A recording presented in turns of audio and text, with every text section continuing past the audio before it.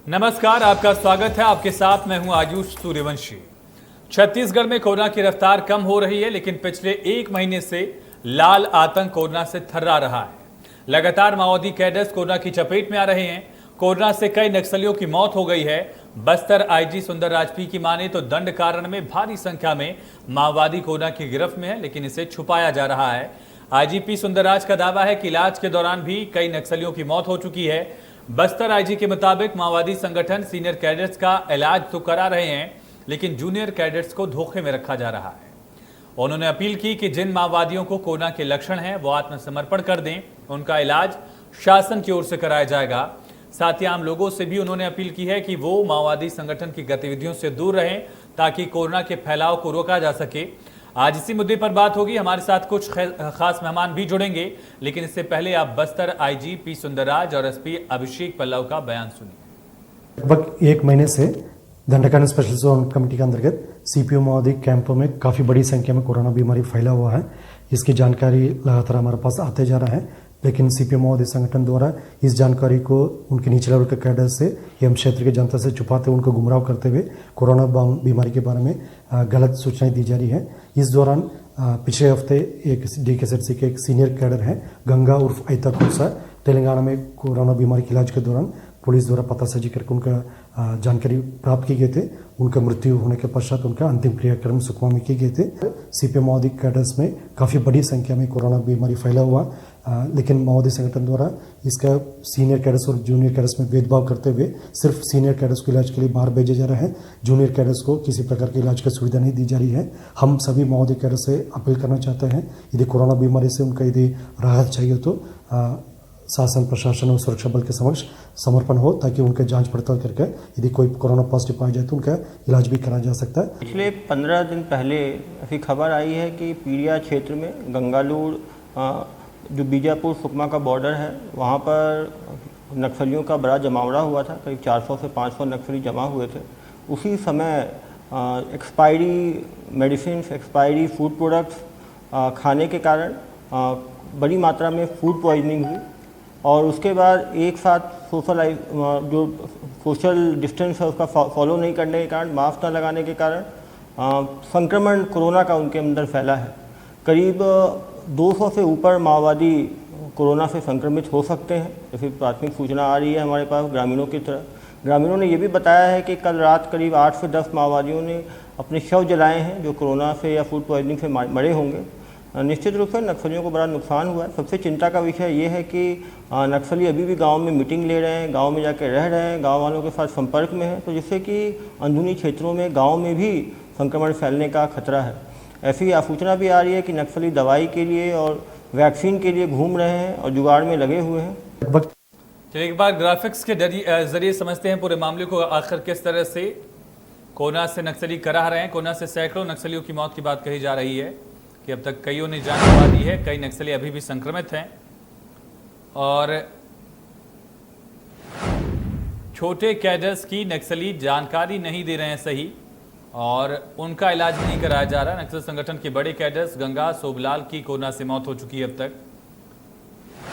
Bastar IG P Sundarraj का यह दावा है कि जो बड़े नक्सली हैं कैडर से जुड़े, उनका इलाज तो करवाते हैं नक्सली, लेकिन जूनियर कैडर्स के बीच लगातार भेदभाव किया जा रहा है। सीनियर कैडर और जूनियर कैडर्स के बीच भेदभाव की जा रही है। सीनियर कैडर्स के नक्सलियों का बड़े शहरों में इलाज हो रहा है, ये भी कहा गया। बस्तर आईजी पी सुंदरराज ने नक्सलियों से अपील की है कि संक्रमण अगर महसूस हो रहा है, सिम्टम्स अगर आ रहे हैं तो फिर सरेंडर करें, सरकार आपका इलाज कराएगी। बीमार और संक्रमित नक्सलियों की संख्या भी बढ़ी है, कई नक्सलियों की मौत भी हुई। एसपी ने दावा किया कि 200 से ज्यादा नक्सली अब तक मर चुके हैं कोविड की वजह से। कोरोना और फूड पॉइजनिंग से 10 से ज्यादा नक्सलियों की हाल में मौत हुई है, जिनकी डेड बॉडीज को जलाया जा रहा था। ग्रामीणों ने ये जानकारी दी कि 8 नक्सलियों के शव जलाए गए हैं। छत्तीसगढ़ के साथ अब तेलंगाना में भी अलर्ट हो गया है, खास करके दंडकारण कमेटी के अंदर जो नक्सली आते हैं उनमें ज्यादा मौतें हुई हैं। 2 राज्यों के बॉर्डर के 100 से ज्यादा गांवों में खतरा बढ़ गया है। चलिए 2 खास मेहमान इसी पर चर्चा के लिए हमारे साथ जुड़ चुके हैं। आरपी सिंह जी कांग्रेस के प्रवक्ता और केदार कश्यप जी पूर्व मंत्री छत्तीसगढ़। आप दोनों का बहुत स्वागत है। आरपी सिंह जी, पहला सवाल सर आपसे ही है कि फिलहाल जब ये जानकारी दी गई है आईजी की तरफ से, तो उस पर सरकार का रुख क्या होगा? नक्सलियों के लिए अब तक लोन वराटू अभियान के जरिए उनको मुख्यधारा से जोड़ने की कोशिश की जा रही थी, लेकिन इस वक्त सरकार का स्टैंड क्या है जब लगातार नक्सली कोरोना की चपेट में आ रहे हैं, मर भी रहे हैं, और दूसरी तरफ उनके जरिए गांव में भी संक्रमण फैलने का जब खतरा बन गया है? सरकार का रुख बड़ा स्पष्ट रहा। जैसे ही कोरोना का संक्रमण फैला तो सबसे पहले राज्य सरकार ने अपने नागरिकों की सुरक्षा के लिए जो प्रभावी कदम से उठाए, बाद में ये जानकारियां भी आई कि जो अंदर नक्सली हैं वो गांव वालों के संपर्क में है, और कुछ जो है साउथ से आते हैं, आंध्रा से आते हैं, तो आंध्रा का वेरिएंट जो है वो हमारे यहाँ का वेरिएंट ज्यादा खतरनाक था जी। तो उसके चलते वो जो वेरिएंट वहां फैला, तो हमारे वहाँ के जिम्मेदार अफसरों ने, आईजी ने, संबंधित जिले के एसपीए ने, ये उनसे रिक्वेस्ट थी भाई आप आ जाइए, मुख्य धारा में हथियार छोड़ दीजिए, हम आपके इलाज कराएंगे। साथ ही साथ हमने एक काम और किया कि जितने नक्सल प्रभावित जिले हैं वहां से प्रमुख शहरों को आने वाली जो सड़कें हैं वहां हमने चेक पोस्ट लगाकर जो है आने जाने वाले कमर्शियल वाहन, सेमी कमर्शियल वाहन और पैसेंजर वाहन की चेकिंग शुरू कर दी। इसका नतीजा ये हुआ कि कोई भी नक्सली बस्तर के नक्सल क्षेत्र से निकलकर रायपुर, बिलासपुर, दुर्ग या किसी ऐसे बड़े शहर में अपना इलाज कराने के लिए नहीं आ पाया, तो मजबूरी में उन्होंने रुख किया आंध्रा का, उड़ीसा का, तेलंगाना का। सुबह राय की मृत्यु हुई, वो भी जांच के दौरान ही पकड़ा गया था। तो अभी स्थितियां बहुत ज्यादा गंभीर हैं। हमने गांव वालों को सचेत करने के लिए हेलीकॉप्टर से सुदूर अंदर के क्षेत्र जहां जो है आदमी या फोर्स का पैदल जाना संभव नहीं है, वहां पर ऐसे पर्चे फेंकवाए, लोगों के बीच में मुनादी कराई कि नक्सलियों से दूर रहें, उनको गांव में मत आने दें, क्योंकि उनके बीच जो कोरोना फैला है उससे आप भी संक्रमित हो सकते हैं। तो सरकार का रुख बड़ा स्पष्ट है कि जो मुख्य धारा में आना चाहता है आजा, हम उसका स्वागत करते हैं, हम आपका इलाज कराएंगे, आपके जीवन की रक्षा करेंगे। केदार जी, आपका पक्ष यानी कि भारतीय जनता पार्टी का इस पर पक्ष क्या है? और जिस तरह से लगातार संक्रमण की बातें कही जा रही हैं, बीजेपी कहां खड़ी इसमें? देखिए, जिस तरीके से संक्रमण का मामला आया है और जो सीमावर्ती राज्यों में जो कुछ नक्सली कैडर के बड़े चलते हैं, नक्सलाइट जो है उनकी मौतें भी हुई है, ऐसी सूचना आई है। और बड़े कैडर छोटे कैडर पे ध्यान नहीं दे रहे हैं, ये भी बातें आ रही हैं जी। लेकिन उसके बावजूद भी उन क्षेत्रों में जहां पर जैसे सिलेगर जैसी बड़ी घटना होती है और वहां पर हमारे आदिवासियों की मौत होती है, लेकिन आदिवासियों की मौत को भी ये सरकार मात्र 2 घंटे में ये कहती है कि नक्सलाइट की मौत है, और उसके बाद फिर 2 दिन बाद उस पर जांच कमेटी बना दी जाती है। तो कहीं ना कहीं से ये सरकार का जो रवैया है वो आदिवासियों के प्रति अच्छा नहीं है। आदिवासियों के प्रति की चिंता होनी चाहिए, लेकिन वो चिंता नहीं है, क्योंकि मुख्यमंत्री के बयान नहीं आते और जो गृह मंत्री है उनके तो दर्शन ही नहीं होते, इसी विषय में कुछ चिंता ही नहीं होती। क्या हमारे प्रदेश के गृह मंत्री केवल ट्रांसफर ऑफ पोस्टिंग करने के लिए गृह मंत्री बने हैं क्या? इस बात का जवाब इस सरकार को देना चाहिए। सरकार में रह करके इस सरकार के गृह मंत्री आज तक हमारे बस्तर जैसे सुदूर वनांचल क्षेत्र जहां पर ये सब मामला फैलता है वहां पर आकर के अपना राय नहीं रखते, मत नहीं रखते, और अभी भी ऐसी इतनी बड़ी घटना होती है, उस घटना के बावजूद भी 2 शब्द नहीं बोलते। तो कहीं ना कहीं से ये शंका को जन्म देता है। ये तो अच्छी बात है कि हमारे पुलिस के जवान, हमारे जो अधिकारी हैं, वो कहीं ना कहीं से पुलिस के जवान अच्छे कार्य कर रहे हैं, और उसका श्रेय यदि मिलता है तो उसका श्रेय लेने के लिए जब चलते हैं हमारे गृह मंत्री या फिर हमारे मुख्यमंत्री सामने आते हैं, तो ऐसे मामलों में जब चलते हैं हमारे लोगों की मौत होती है, तो वहां पर भी इनको सामने आकर के उसका वो करना चाहिए। लेकिन ये सरकार की उम्मीदें बिल्कुल नहीं है। अभी भी स्थिति ये है, लगातार अनेक मामलों में हमारे लोग धरना प्रदर्शन करते हैं। उस पर हमारे देश के इतिहास में पहला ऐसा घटना होता है कि हमारे आदिवासियों पर गोली चलाई जाती है और हमारे प्रदेश के मुख्यमंत्री चुपचाप बैठे रहते हैं, कहीं कोई बयान तक जारी नहीं करते। यहाँ तक कि जिस क्षेत्र के कहते हैं में घटना हुई है सिलगेर, सारकीगुड़ा का जिक्र करेंगे केदार जी, अगर आप सिलगेर का जिक्र कर रहे हैं, फिर आरपी सिंह जी सारकीगुड़ा का जिक्र कर देंगे, लेकिन क्या ऐसी कोई ठोस नीति की जरूरत यहाँ पर है ताकि आदिवासियों तक ये संक्रमण नक्सलियों के जरिए न फैले, खास करके जो दूर दराज गाँव जहाँ पर हेल्थ इंफ्रास्ट्रक्चर उतना मजबूत नहीं है, उसके लिए क्या रणनीति हो सकती है? एक पूर्व मंत्री होने के नाते आपकी सलाह क्या है?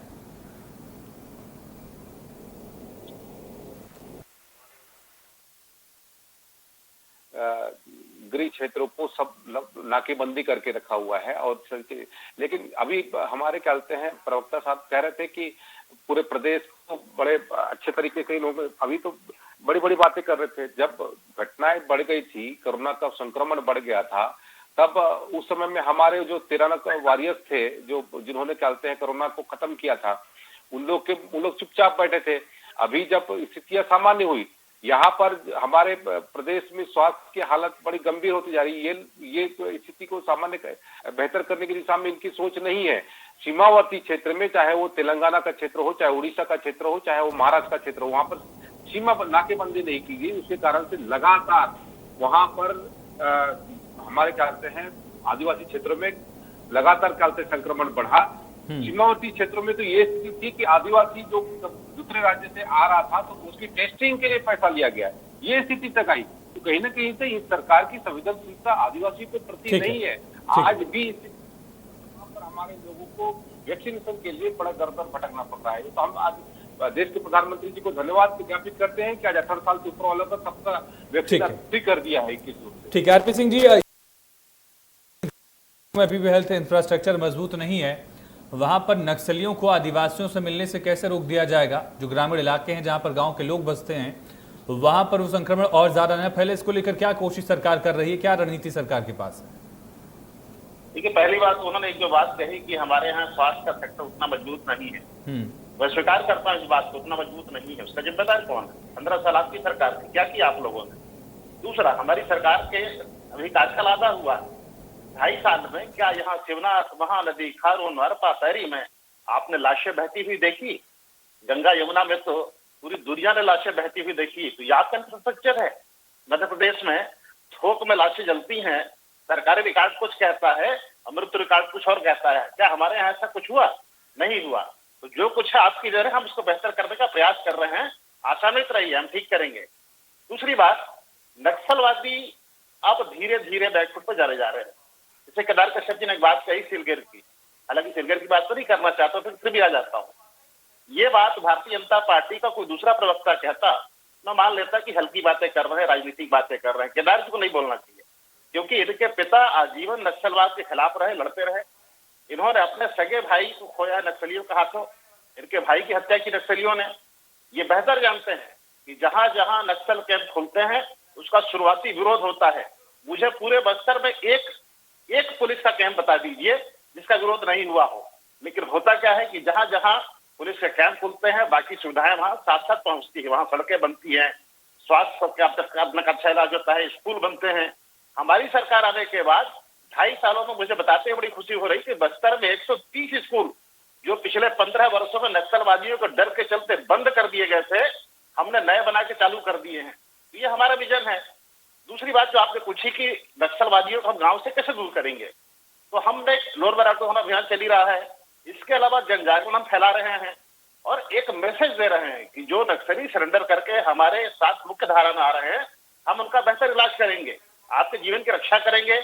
नक्सलवाद की जो पुनर्वास नीति है उसका लाभ आपको मिलेगा, अन्यथा आपका जीवन है, आप तय कीजिए। आपको जंगलों में भटक के मरना है या अपना इलाज कराना है। एक बात बहुत महत्वपूर्ण है जो आपने उठाई और जो अजीत साहब ने कही कि जो नक्सल कैडर होता है, इसका जो बड़ा कैडर होता है उसमें छत्तीसगढ़ के लोग नहीं है, ये आंध्रा के लोग हैं। हमारे यहाँ के जो लोग हैं छोटे कैडर में हैं, तो उनको मरने के लिए उनके हालात पर छोड़ दिया जाता है, और जो बड़ा कैडर है वो वहां से कैसे भी बच के बाहर निकल जाता है और अपना इलाज बड़े शहर के महंगे अस्पतालों में कराता है। ये बहुत ही सही समय है जब बस्तर की जनता को, भोले भाले आदिवासियों को और नक्सल कैडर के निचले लोगों को समझने की आवश्यकता है कि यहाँ की जनता, यहाँ की सरकार आपके साथ खड़ी है। कोई आपको दुश्मन है तो आप कहीं कैडर में ऊंचे बैठे लोग।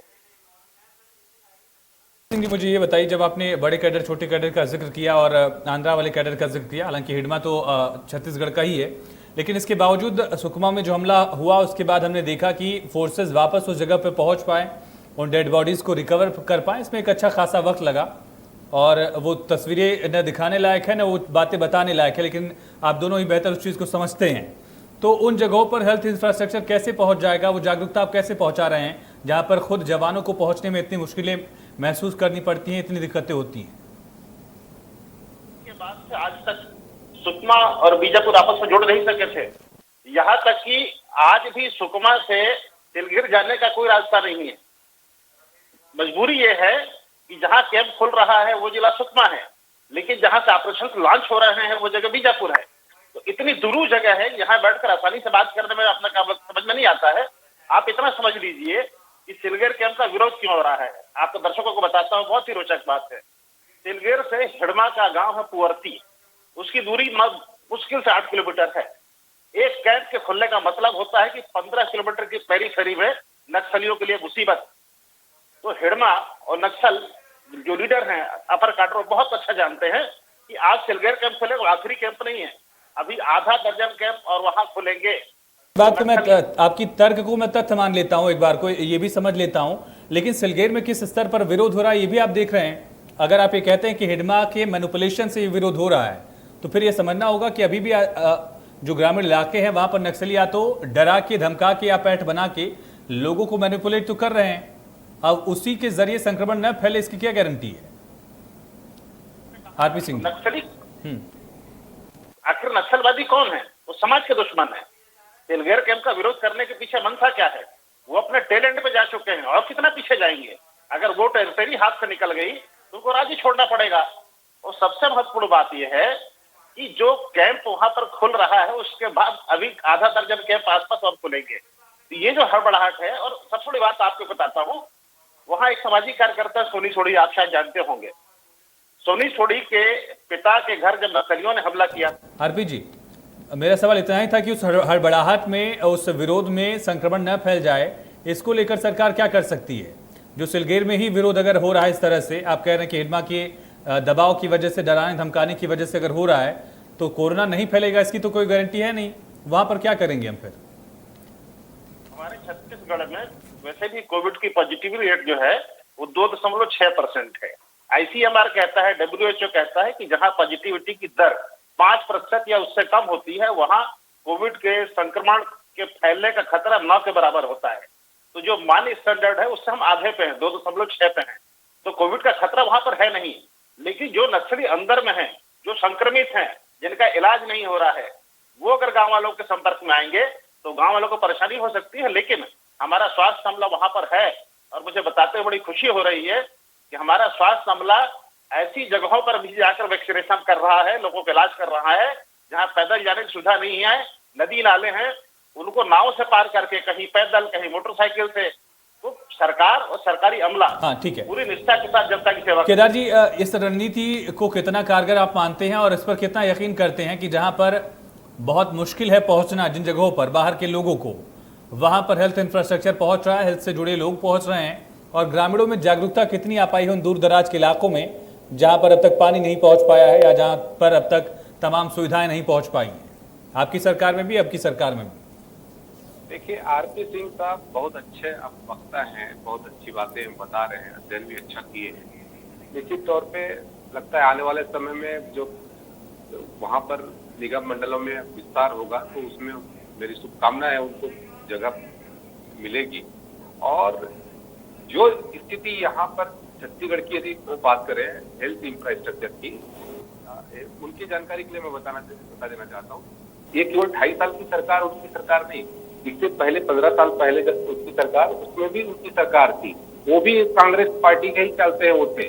केवल 2.5 साल के को ही न गिने, उससे पहले के जो कार्यकाल है उसको भी ये सरकार इनको गिनना चाहिए। और उस बीच में उन्होंने क्या इस क्षेत्रों में अधोसंरचना का विकास किया, किस तरीके से हेल्थ सर्विस को, एजुकेशन को, इन सब चीज को विकास किया।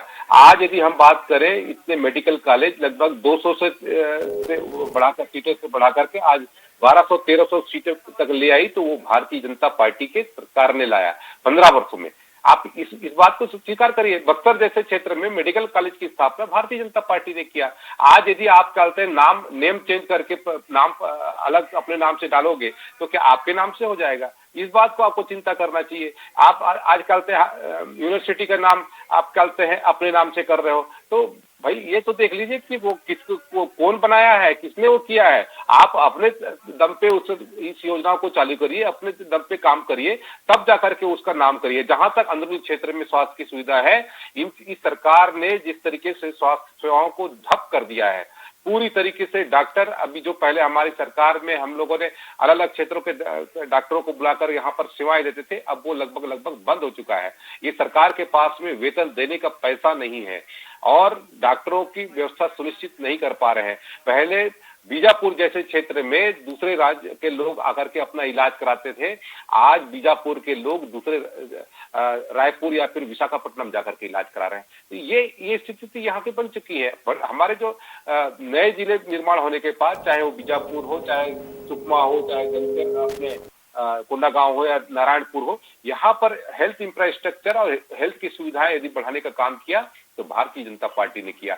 108 योजना, 112 अनेक योजना के माध्यम से किसी न किसी तरीके से लोगों तक जोड़ने का काम भारत जी, मेरे पास वक्त कम है, आरपी जी के पास भी मैं जाऊंगा, लेकिन एक छोटा सा सवाल, क्या रणनीति हो सकती है संक्रमण नक्सलियों से लोगों में न फैले ग्रामीण इलाकों में, संक्षेप में?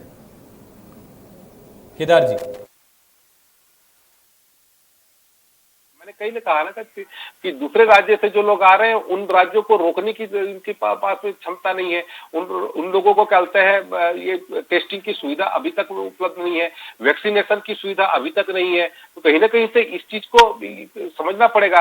वैक्सीन एक हो नहीं पा रहा है, अंदरूनी क्षेत्र में नेट नहीं है, वहां पर ये कहते हैं कि आप चलते हैं अंत्योदय का कार्ड निकालो, एपीएल का कार्ड निकालो। आरपी जी, बहुत संक्षेप में 20 सेकंड आपको दे पाऊंगा। आरपी सिंह जी, कितनी सुविधाएं हैं और कितना जागरूकता का प्रयास वहां पर किया गया है ग्राउंड लेवल पर, जहां पर ये दिक्कतें सामने आ रही हैं, खास करके दंड कारण वाला इलाका जो छत्तीसगढ़ में जिसका हिस्सा है? देखिए, अगर आप टेस्टिंग की बात करेंगे तो टेस्टिंग ही सही पैमाना है कि किस राज्य में कितना संक्रमण है। मुझे बताते हुए बड़ी खुशी हो रही है कि भाजपा शासित किसी भी राज्य की तुलना में हमारे यहाँ 4 गुना ज्यादा टेस्ट होता है। ये हम नहीं कहते हैं, ये भारत की सरकार कहती है, आईसीएमआर कहता है। जब 4 गुना हम टेस्ट कर रहे हैं तो बेहतर तरीके से संक्रमण को रोकने के लिए हम प्रतिबद्ध हैं, उसका परिणाम भी सामने आ रहे हैं। अन्यथा क्या वजह है कि हमारे यहाँ। बहुत शुक्रिया आरपी सिंह जी आपका, केदार कश्यप जी आपका इस चर्चा में जुड़ने के लिए। तो कोरोना की वजह से अब नक्सलियों की मौत के मामले भी सामने आ रहे हैं और बस्तर आईजी की तरफ से ये गुजारिश की गई है कि जो नक्सली संक्रमण का शिकार हो गए हैं, सिम्टम्स जिनको आ रहा है, वो सरेंडर करें, सरकार उनका इलाज कराएगी। क्योंकि लगातार जो बड़े नक्सली हैं वो छोटे नक्सलियों के साथ ये भेदभाव कर रहे हैं, छोटे नक्सलियों का इलाज नहीं हो रहा है। फिलहाल इसी के साथ इस चर्चा में इतना ही। खबरें लगातार जारी हैं, बने रहिए। इंडिया न्यूज मध्य प्रदेश देखते रहिए।